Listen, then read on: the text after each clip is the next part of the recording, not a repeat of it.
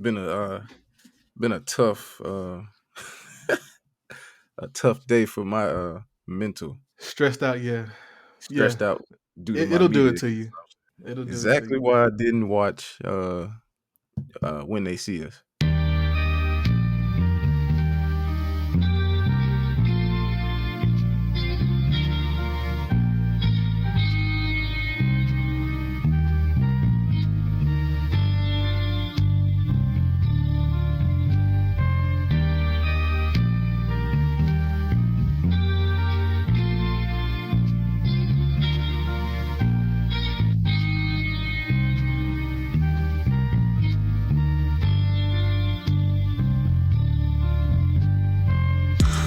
Giuseppe, went from the hoop to the Chevy, went from the Chevy to Lamb. Now these hoes call me the man. Went from no hope to broke joke to $1 million man. Now these hoes call me the man. Now these hoes call me the man. But what up, y'all? It's another late night, but this is the extra seasoning podcast with Steve and DJ. What's Episode bracket? what we at? I think we episode Episode 6, 6. man. Episode Yeah. 6. Another Black History Month roundup. This would be the second week that we're doing. So let's get it started, man. It's time to get some flowers. I kick it off this time. I want to give flowers to my Black teachers. Mm-hmm. I feel like they are the unsung heroes of this whole learning thing with COVID. Mainly because we're not really opening schools safely. You're not really seeing if kids are learning. It's kind of just Mm-hmm. floating. A lot of people, it seems like they don't like their kids. Because they got to live with them now. Like it seems like they don't like their kids because they just, oh, when school's gonna open, But you're not necessarily thinking about the people who got to deal with these little, crazy asses for 8 hours a day, whether that's virtual or in person. Right. Then they had to turn around and take care of their own household once they, done dealing with what they're dealing with your kids. Right. So again, just want y'all to know that we see y'all, we feel y'all. Some of us dealing with it, maybe not as much as y'all are, but we appreciate everything y'all do. I don't know if you had something. I definitely do, man. I got a list to run down here. First of all, I got Erica Badu because I don't know why she hasn't gotten flowers yet. She she's just Erica Badu. Like she's inspirational, she's entertaining, she's real, and I just feel like we need to appreciate her more often than we do. For not only giving us a second version of Andre 3000, Mm-hmm. but yeah, just for her being her. But then I got Lauren London because I just want her to know that we ain't forgot about her. We had some rumors pop up Stupid earlier this rumors. week. Yeah, stupid rumors. And she deaded those fast. So Ms. London, you listening? We ain't forgot about you. We still praying for you, and continue that healing, sis. Then I got Missy Misdemeanor Elliott. She, mm, she had all these different dancers and stuff, all these unknown dancers, and then when they jumped in her videos, people started calling their phones to be in their videos. So she put a lot of people on as far as like dancing goes, and we gotta give her flowers for that. And as far as like her just pushing the culture forward with just fun music and not necessarily how much money you got, what kind of cars you're driving. She just pushed forward with just the fun. So I definitely want to make sure Missy gets hers. And then finally, I was listening to Apple Music the other day. I had my library on Spotify, right? I mean, not Spotify, but Shuffle. And Miguel came on War and Leisure. It was forget what song it was. It was a song with Rick Ross though. And I was like, man, Miguel has been super quiet, and he's been like one of the most unproblematic R&B singers we've had like ever.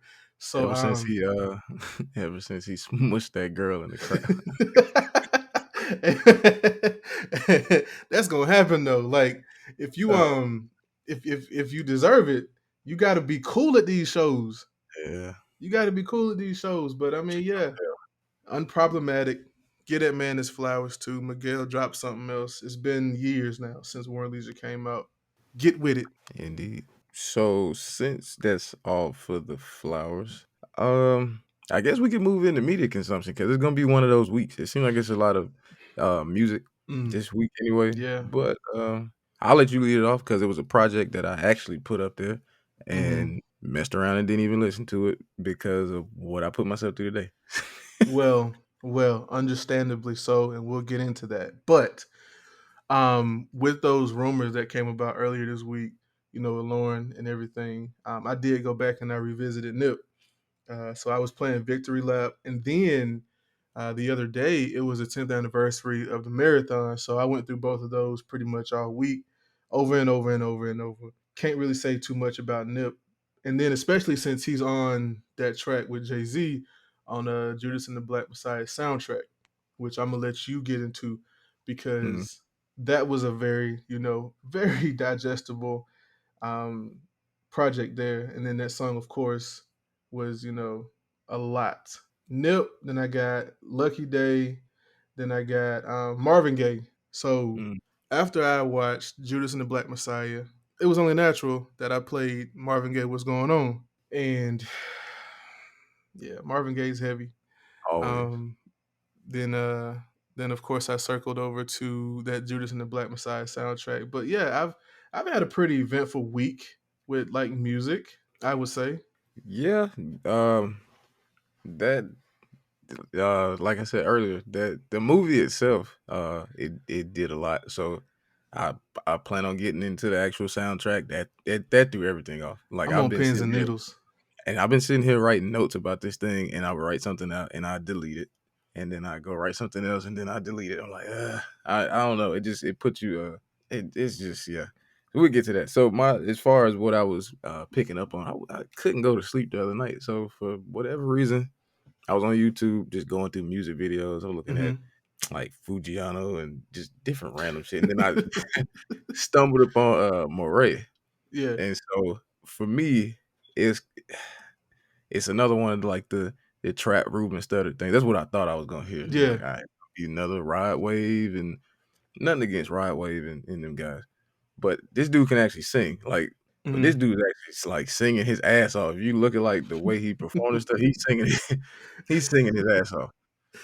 Um So we're sitting, just I was listening to Quicksand, Hmm. and it kind of gave me like a less raspy Don Toliver vibe.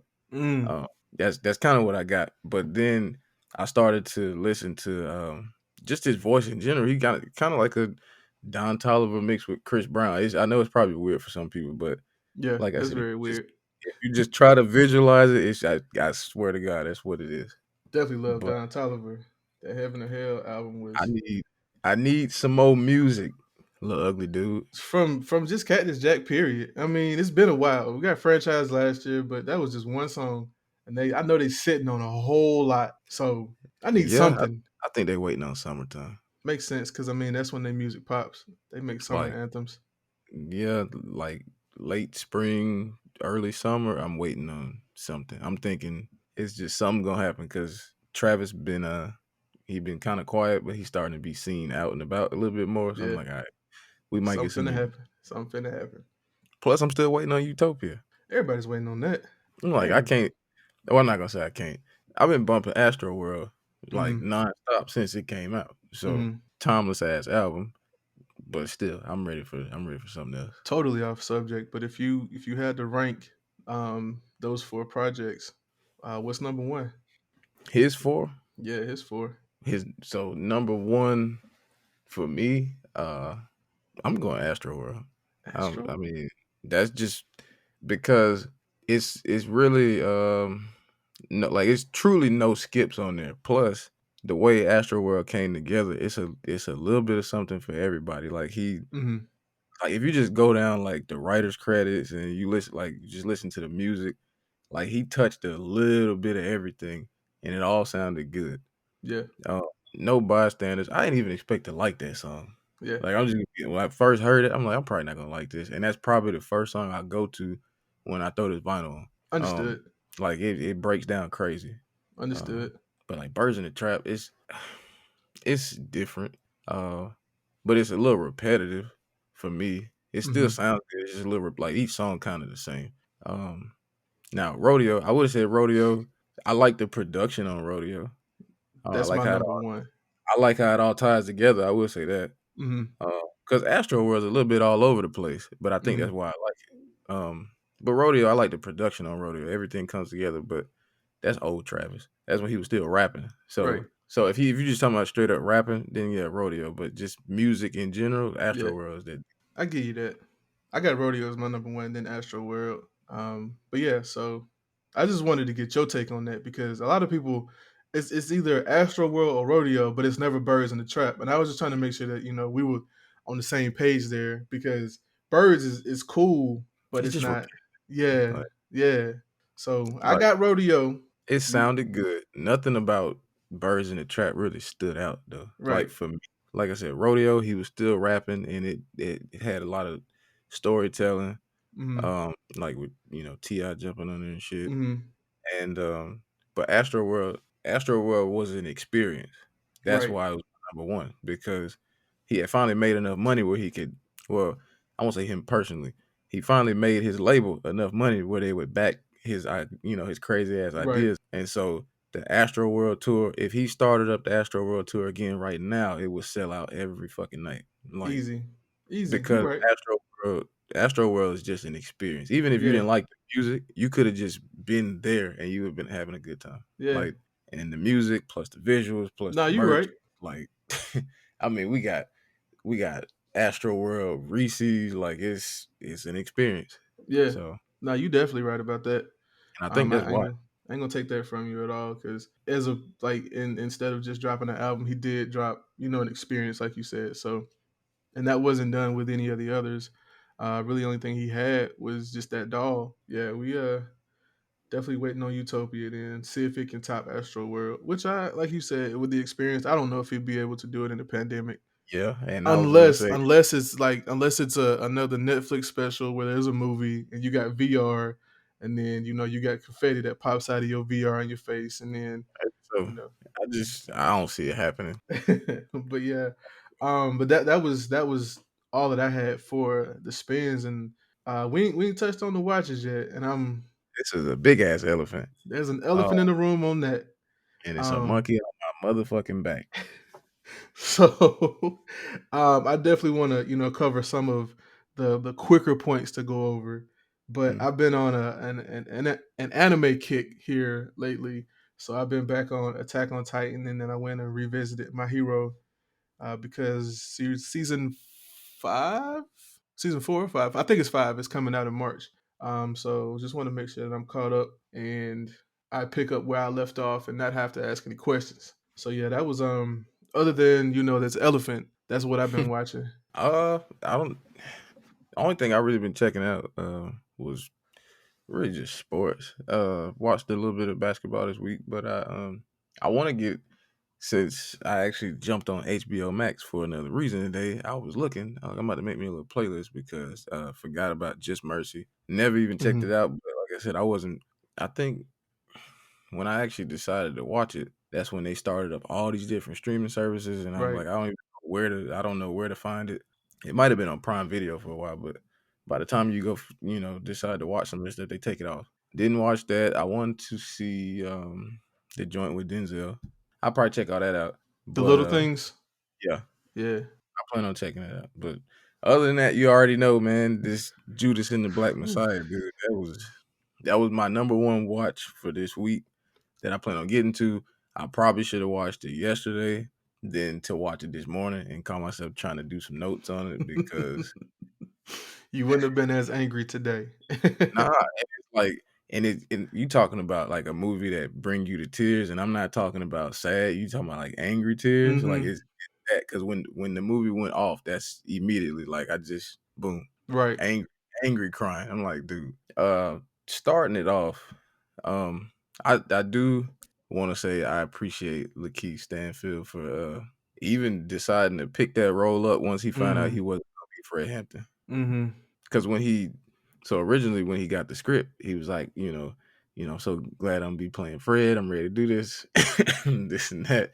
And they told him he wasn't gonna. He was like, we actually want you to do Bill O'Neill. He was like, oh shit, okay, well, all right, let's walk this back a little bit. Hmm. Again, like we talked about a couple episodes ago, dude in his range was just on display from jump. Right. Um, it was it's kind of immediately putting you in a place where you're like, I know I'm not gonna like this nigga going forward. Right. Right. I know I'm not gonna like him going forward. I'm not gonna like the original person going forward. He in Lynn Whitfield territory now, man. Nah, he ain't there He yet. Yeah, listen, after this role, He ain't there where yet, man. listen, where you start not liking niggas because of somebody that they not at all, you be like, that's for me. I'm gonna see him as this guy from now on. I promise you. And a lot of people might, because look I at some of understand. the just look at most of them Tyler Perry movies. Yeah, he's probably never gonna be the actor that she was. I don't know. I can't speak on that. But as far as just not knowing why you don't like somebody, be like, man, I don't fuck with this nigga. Like why not? Like old dude that every time he in a movie, he a woman beater. Be like, Yeah, Blair I don't Underwood. that nigga. I don't fuck with him, and I don't know why. Yeah, For I me, that understand. he in that territory, I'm like you just, and it's not a bad thing. It just means you did your job. But it's like, Because fuck. we know where you going with this role. Like We know from where it's gonna go. jump, I knew what it was about to be. When I saw the blue lights come on, I knew what it was about to be. I Hmm. said, okay. But if you go back and you look at the story, you realize this dude was only like 17. Right.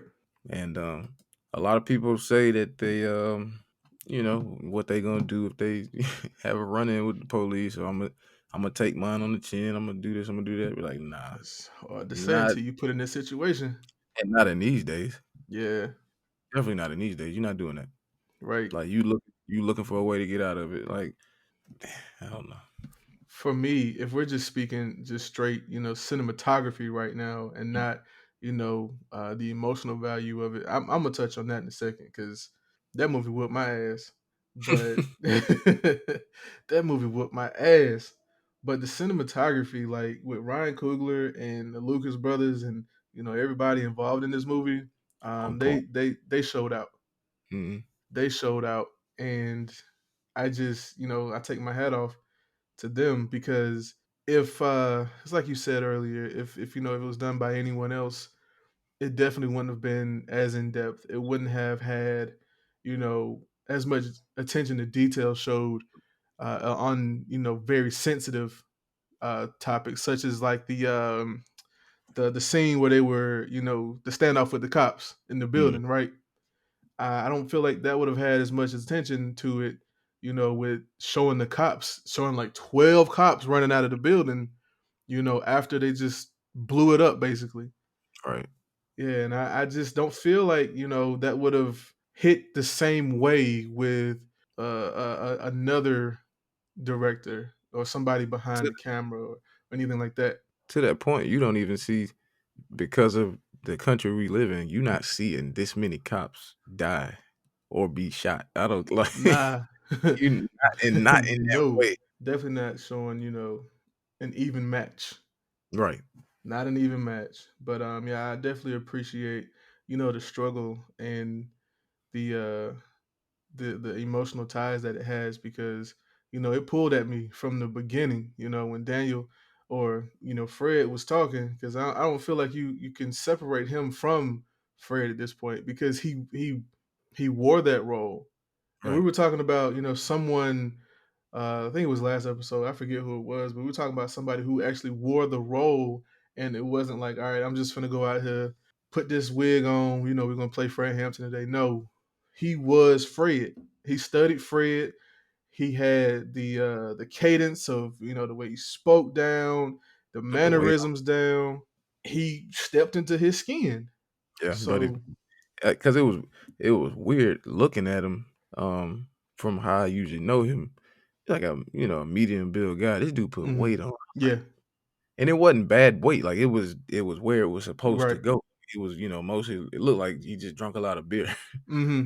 They went into the details. They got everything right. The cadence is crazy because if he had a slip, you know, back to his regular accent as Fred Hampton, you wouldn't have known.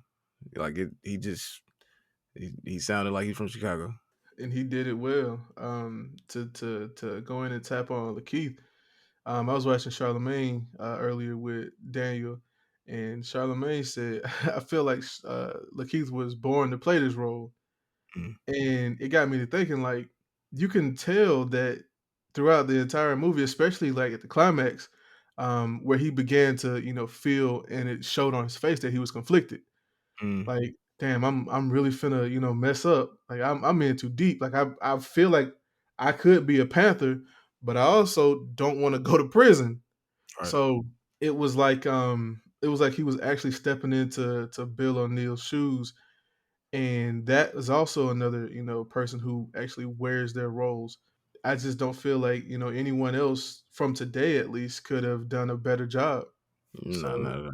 I mean, down to the speech, the look, like the that's another. nervousness that he showed, like every time he was confronted, in conflict or whatever, when they were sitting in the car after they had left from sitting down with the Crowns, right? And he was confronted by I forget Shorty's name, but she was like, "So what's that with the badge?" And you can tell like he actually really got nervous. It was like, Oh, "Oh, that I used I to would bust have to cars." because regardless if it's shooting blanks, if it's fake, I don't like guns being pointed at me. Right, Like, exactly. so that's very easy to get into that role if somebody's sticking a gun in your damn face. True that. True that, but I mean, it's a whole lot when they got to arguing over the C4 in the Mhm. trunk and blowing up the building. It was like, damn, he really was. He's looking for a way out. He's really looking for a way out. I don't know if that's like how it really went down as far as like that whole scene, but I believed it. Yeah, he was being manipulated, and like you said, he was young, Yeah. boosting cars and everything else. But it got to a point where, although he had been manipulated, he um he was a child, and his weakness as a child started to come out because he was riding the fence Mm-hmm. for a long time. Like he couldn't swing either way. He could have took this thing down a long time ago, Mm-hmm. or he could have said, you know what, I like what they got going on. I don't want to mess this up. If somebody's gonna take it down, which they always try to, because it's the '60s, it ain't gonna be me. Um, and he never really stood up one way or the other all the way to the end. Right.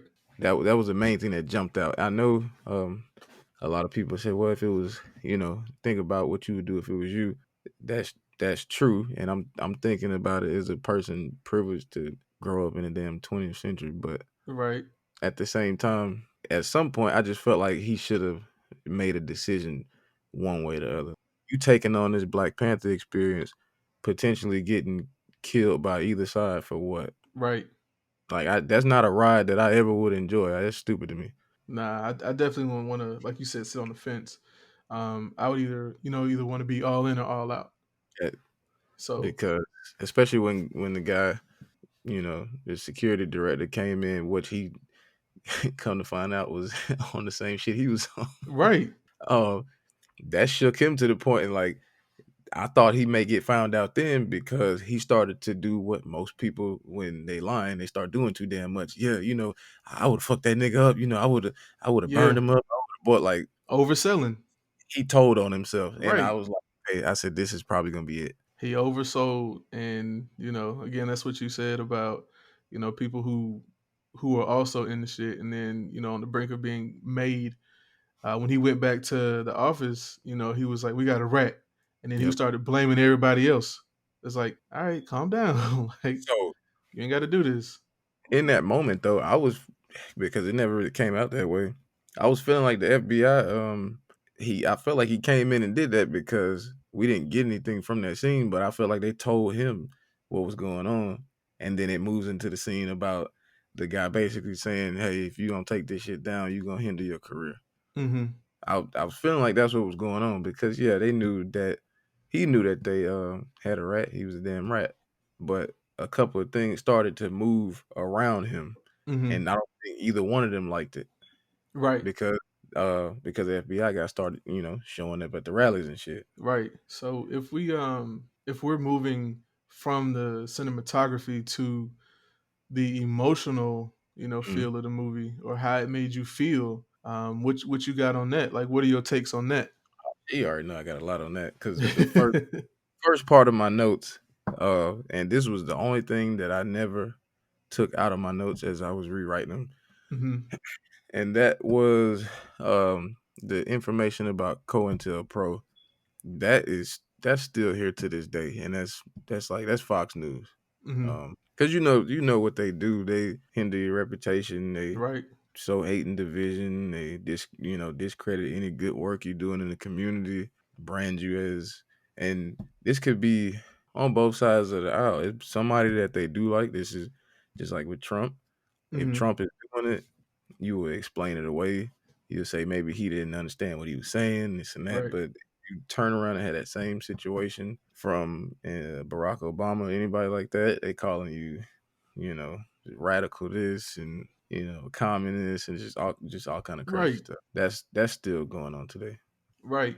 And I mean, I saw that at the beginning. I didn't know where they're gonna go with it because I couldn't even tell who bro was at first. I should know he's J. Edgar Hoover, but they had the makeup on dude was strange.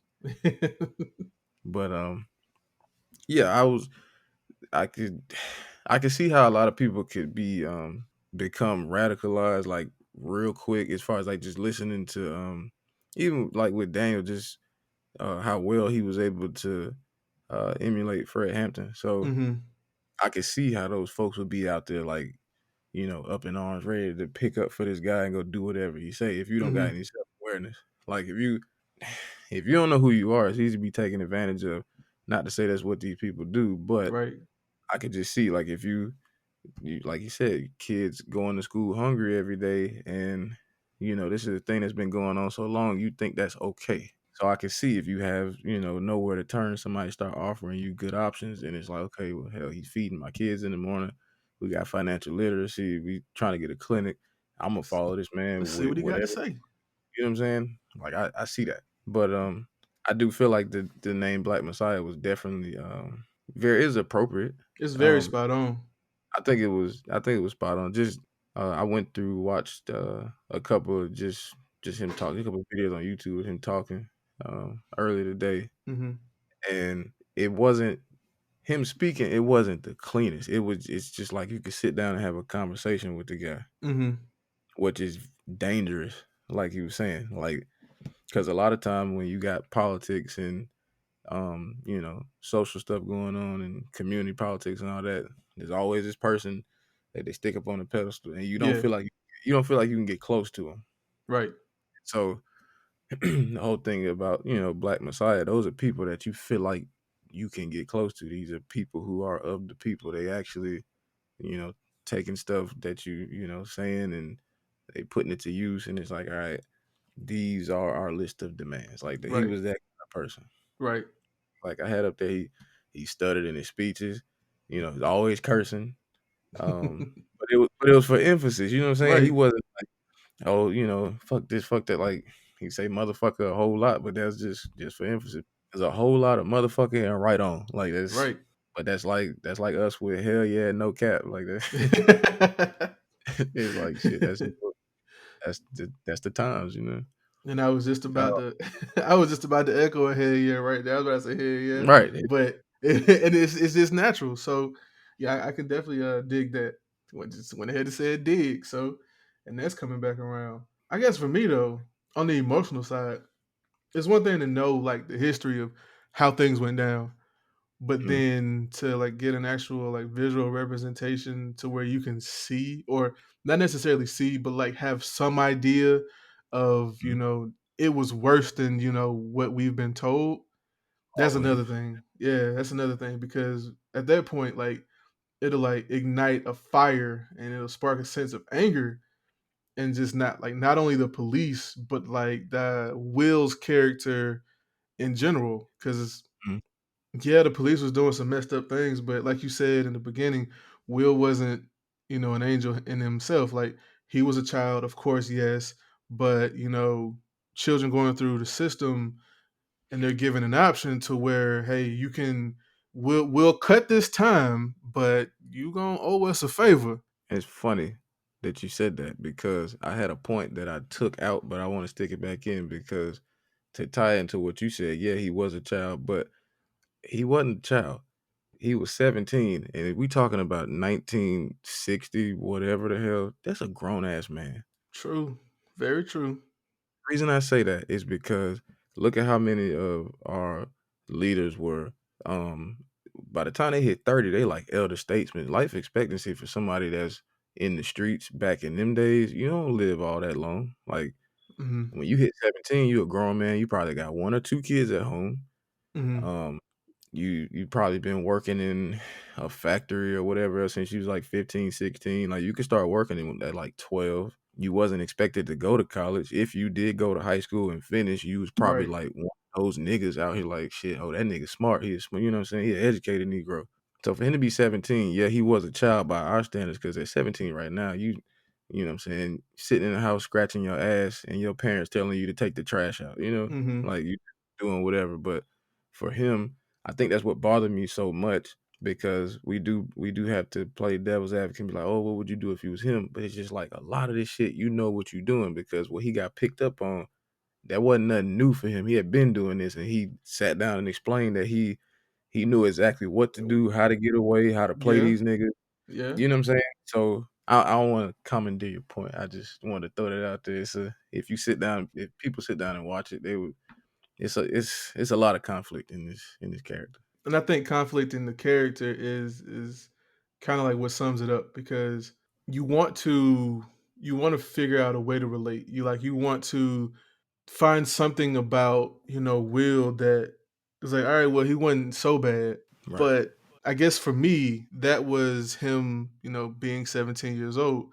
And yeah, he knew what he was doing because, boosting cars was a way of life, is what he said. right, But at the same time, like if you've never been in a situation to where you're faced with, what he said, 5 years for impersonating a federal officer and then a year and a half for, car theft. right. You've never been in that situation, you're not gonna, want to take no time. Like you're not gonna want to do that, especially if they're giving you a way out. So I think in the beginning he figured his way out would be a whole lot easier, and that he wouldn't be, um, I guess, like emotionally attached to, the ends to his men, to the means, right? Mm. So when it came time to, pay the toll, it was just like, damn. And Yeah, it then was, it all culminated into, the actual murder of Fred Hampton. and I was just conflicted because it got to a point where the him being a child thing got cut off for me because he got to a point where he felt like this man was mentoring him or some shit. Hmm. Like no, bro, he using you, and that's why every time that he asked for him for something new, he was looking like a better spouse. Like, oh, I already did this much for you. Why you want me to Right. do more? Like, do you not realize what situation you in? At some point, you gotta sit down and sit back and be like, okay, because the only thing he ever worried about was, oh, does anybody else know who I am? That should be the least of your worries. That should be the least of Yeah. your worries. Yeah. Dude, if the FBI agent is in a situation, he gonna out your ass with the quickness. To cover himself up. Yeah. They're like, Easy. but it's Easy. man, we're gonna do a whole episode on this guy. Like Yeah. We're gonna have to take a deep dive on we're gonna that do because a whole episode on this guy because we still got a little bit more for the rest of it. yeah, yeah, yeah. But to So to to cap that off, it was a phenomenal film. If you haven't seen it yet, definitely, sit down, digest it, unpack it, and be angry at the right things. yeah, um, so I tried to pull away from it a little bit, Hmm. but it was hard to do. Like I told you earlier, when I was writing some stuff out, I kept deleting it, kept going back, and I looked up at this picture of my grandfather, and I was like, when I talked to one of my aunts, she would always be like, he used to do this and that, and they would help register people to vote and Hmm. walk them to the polls, and um, so when you do stuff like that, your name is out there. Hmm. So they would rotate. They'd be at different people's houses and sit outside at night and watch the house and make sure ain't nobody coming to burn crosses and shit like that. She'd be like, "Oh, you used to lay in the ditch with a shotgun and whatever else."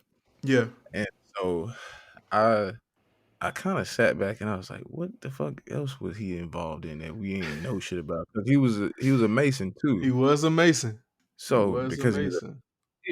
because he was a Mason, not pulling the conspiracy shit, but they Mhm. secretive by nature. I'm like, what the hell else was he involved in? And I mean, his entire circle was Masons. So I'm like, Mhm. what were they involved in that we know nothing about? Like, I know Yeah. for because I know for a fact, he rubbed elbows with judges and different shit like that. So Mhm. I'm like, what the hell else was this man into?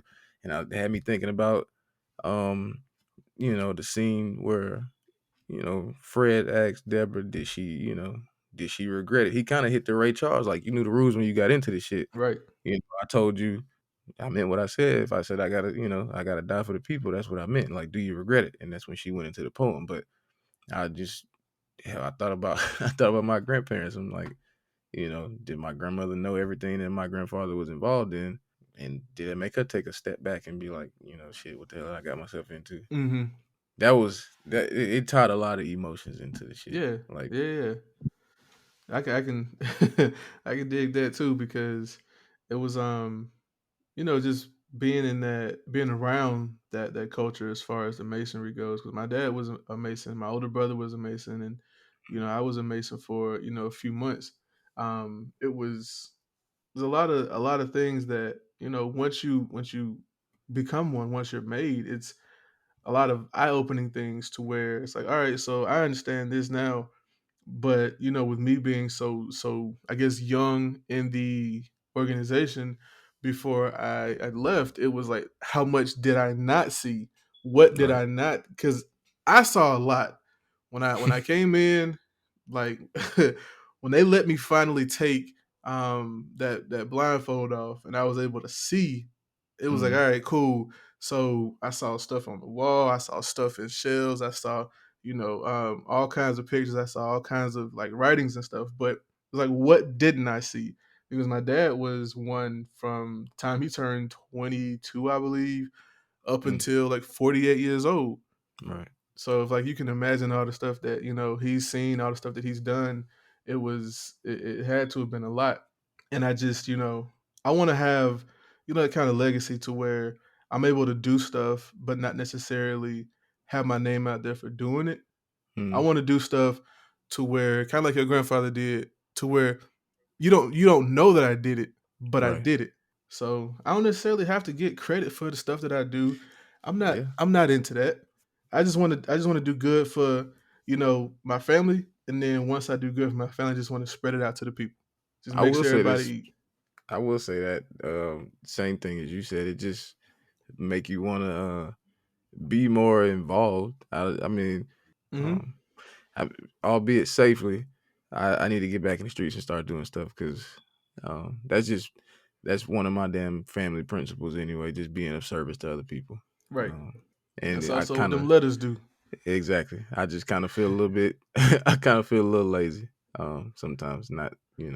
I think it'd be good. I think it'd be good to do. I don't know. I don't know when I'm gonna do that or what it's gonna be, but I do know I need to get back involved. Right.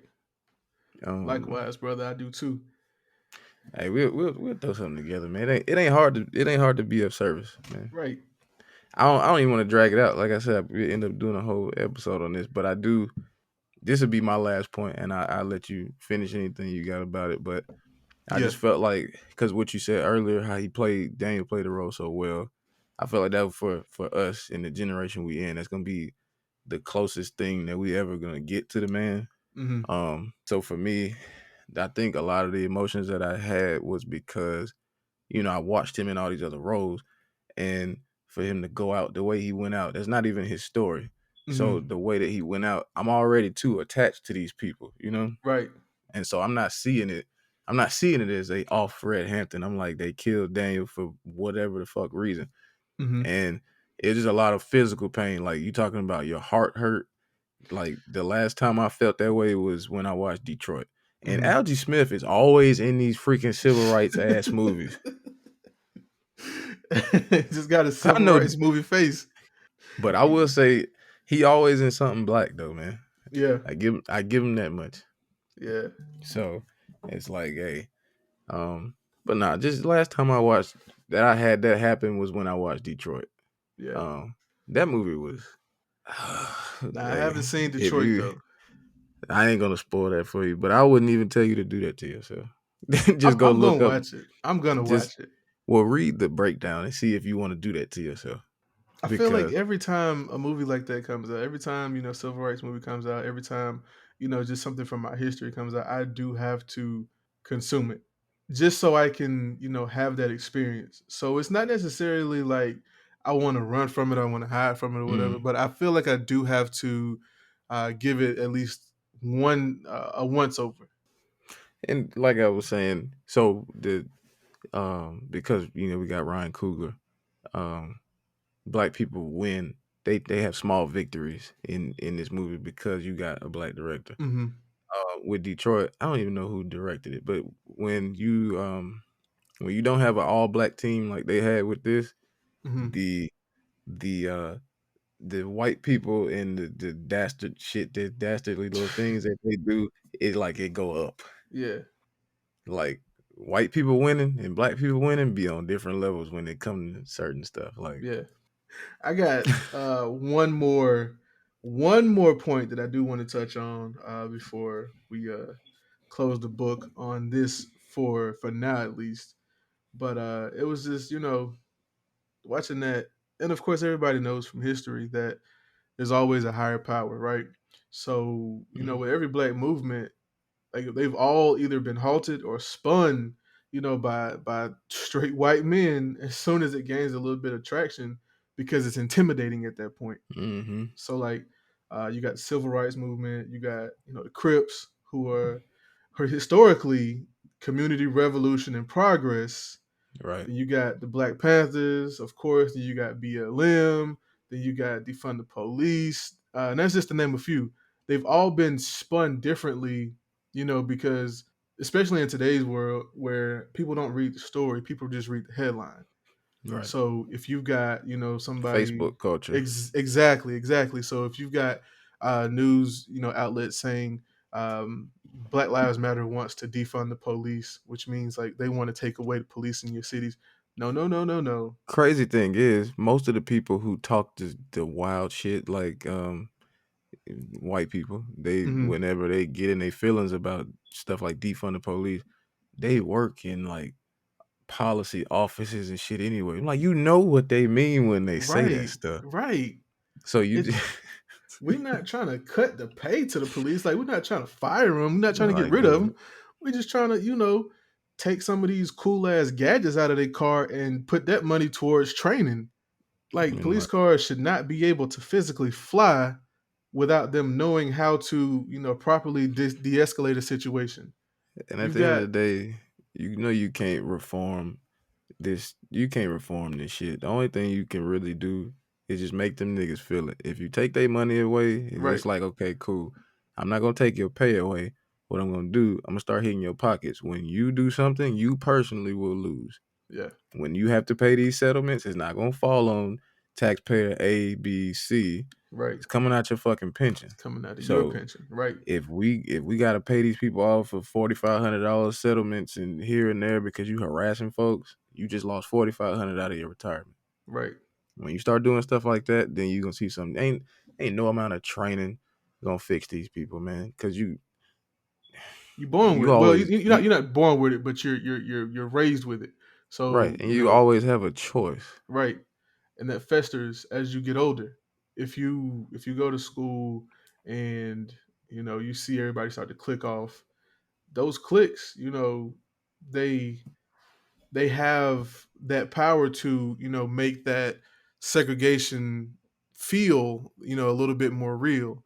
So if you got, of course, the dudes with the lifted trucks, they all click together. Then you got the football players, they all click together and everything like that. That's all they're gonna know for the rest of their life. You just gotta want to be better. You gotta want to change. You gotta want to be open minded. You gotta want to stop killing us. That's just what it's gonna boil down to. Is like just stop killing us. It's the You only always thing we got wrong with the police is they just see us. There was a guy in Idaho, a couple weeks ago, got killed in his own backyard because the cop thought he was an intruder. you couldn't never mind. I'm not even I Didn't ask no appreciate questions. I'm gonna say I appreciate the update, but I already know I'm already knowing what that is. Yeah, So didn't ask no questions. He got killed in his backyard because the cop thought he was an intruder. Like I said, you don't reform that. That's just me though. But yeah, But ugh, tough. Like I said, tough day, man. phenomenal film, Definitely phenomenal phenomenal film. film. But it's just tough to watch. Definitely tough to watch. Sticking to the theme of the Judas and the Black Messiah roundup, I guess you can call it. 'Cause I know it's supposed to be Black History Week too, but it was heavy. It was heavy on that. So when we do these Black History episodes, we try not to do taking out the trash.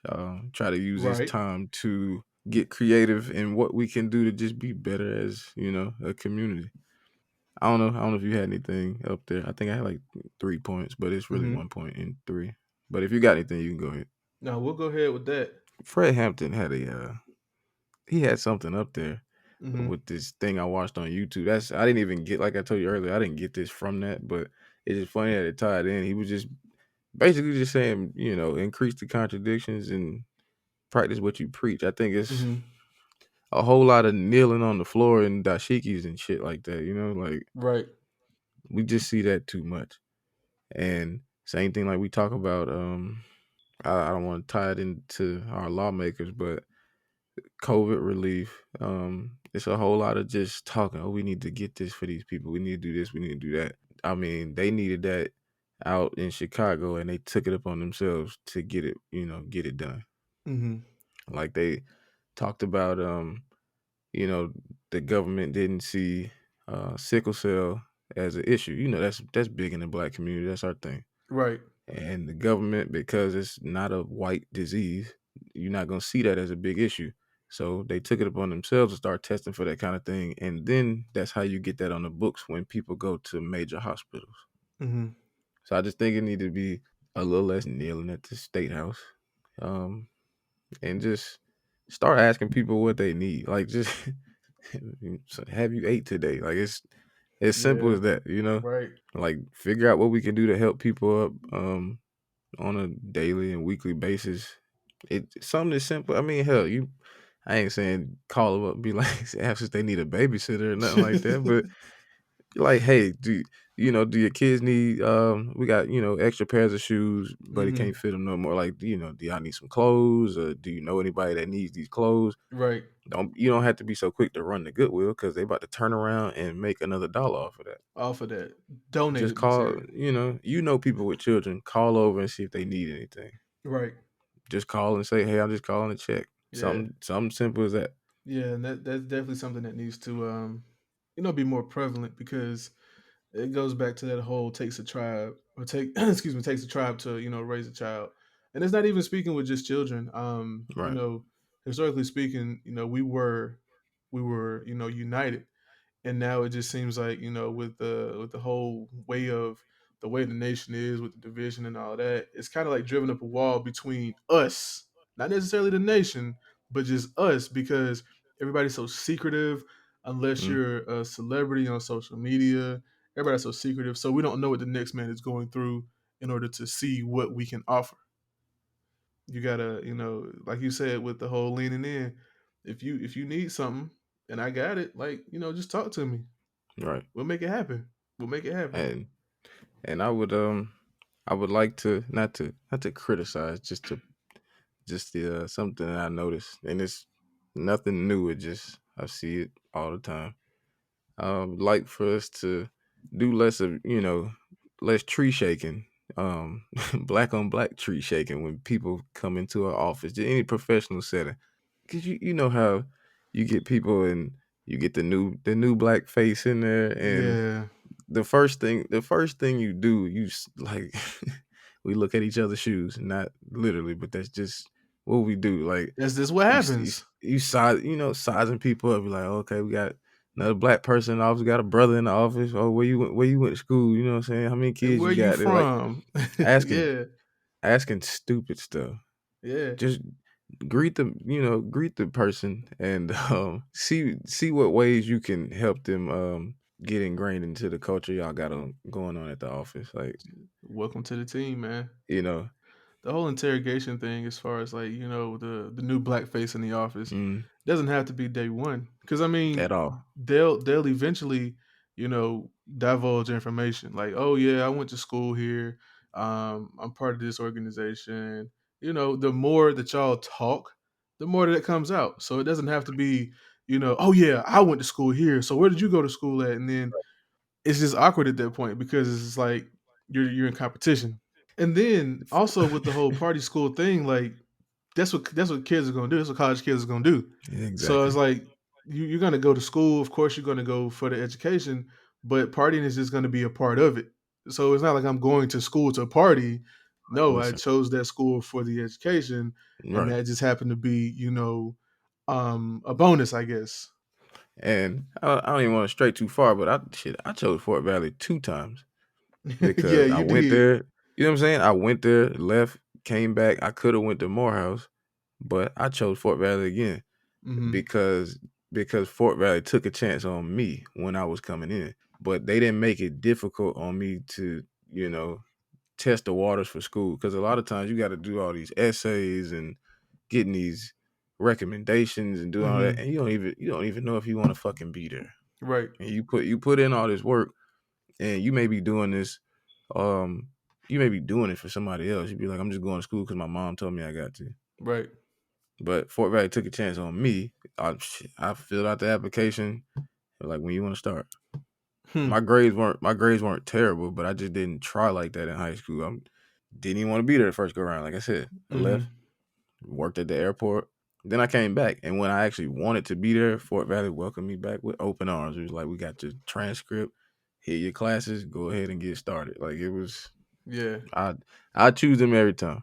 Yeah, and I think that's just So part of the HBCU culture anyway. I don't want to like single out, any particular school, but with historically speaking, HBCUs has always been for us. Now, right, when money got thrown in and all this and that, you got uh, big boosters, you got big alumni and everything. Of course, things are going to start to change, but I think that it's always been about the core values of making sure these black students got a place to go to further their education.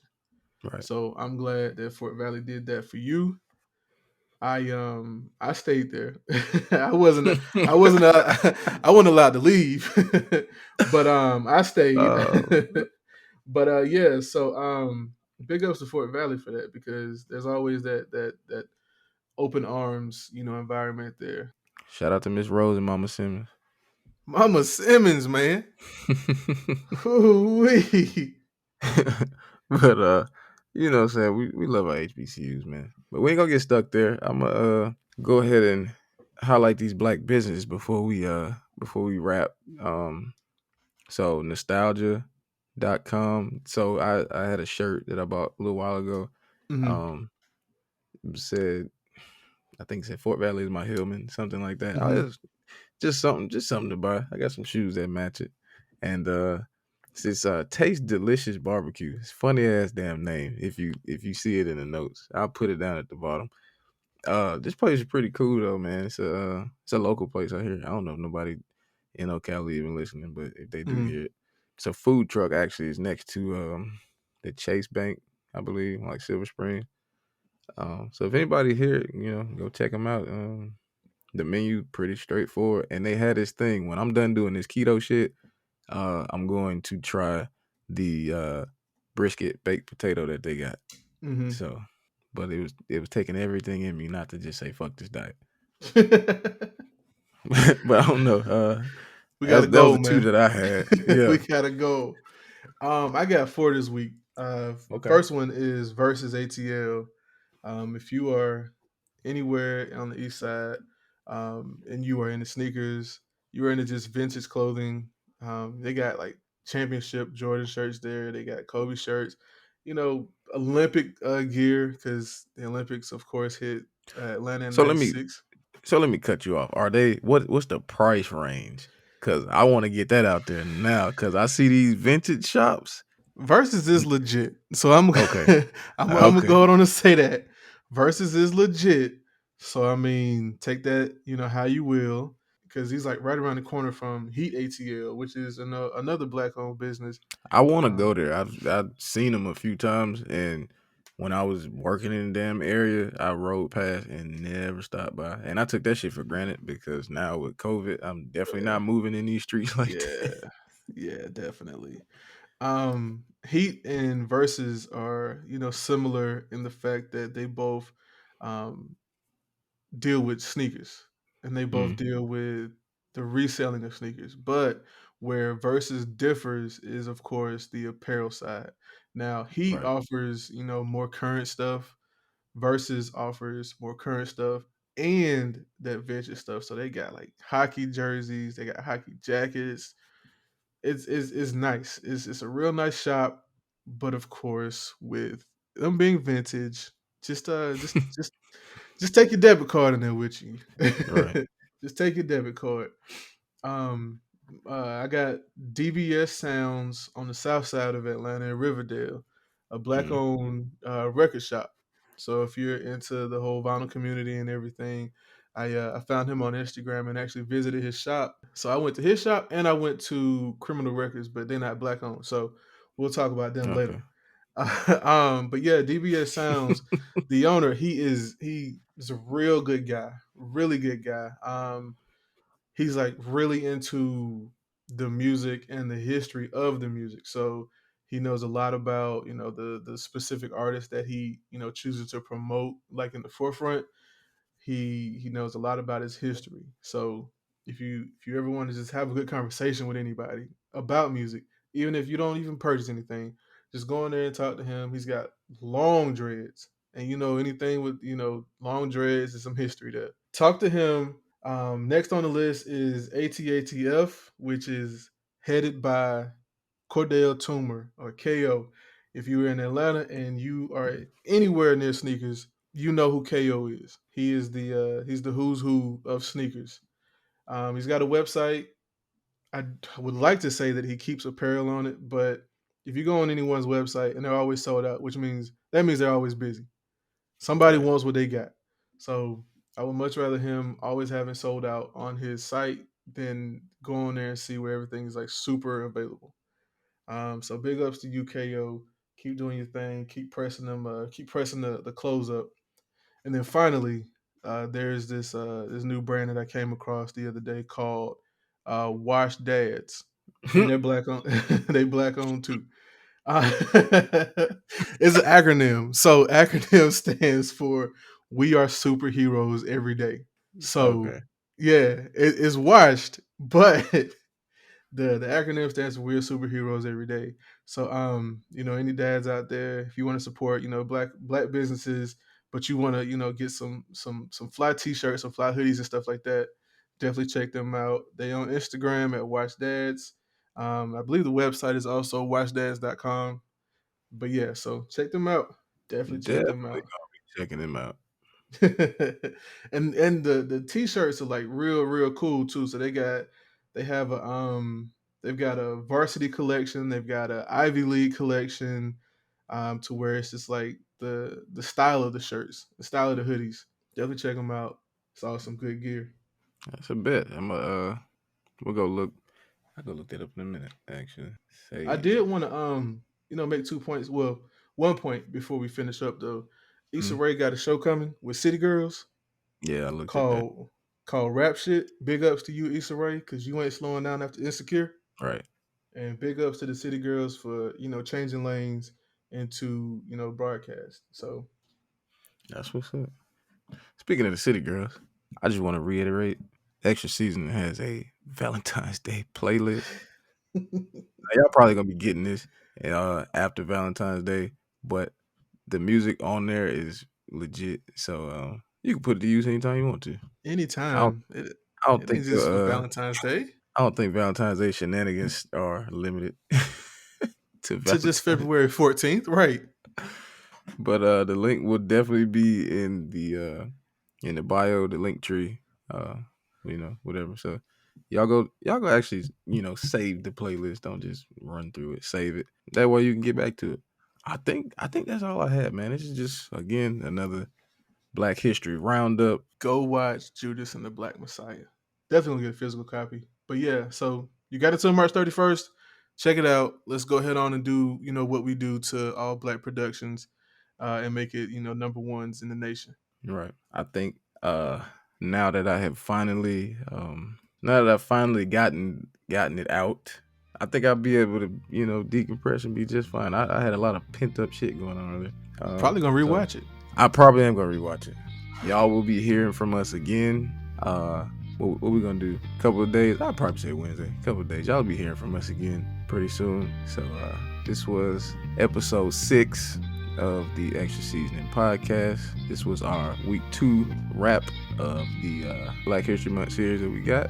So once again, no disrespect to the politically correct, but we needed extra seasoning. Sprinkle it, baby. Giuseppe. Went from the hoop to the Chevy. Went from the Chevy to Lamb. Now these hoes call me the man. Went from no hope to broke joke to $1 million man. Now these hoes call me the man. Now these hoes call me the man.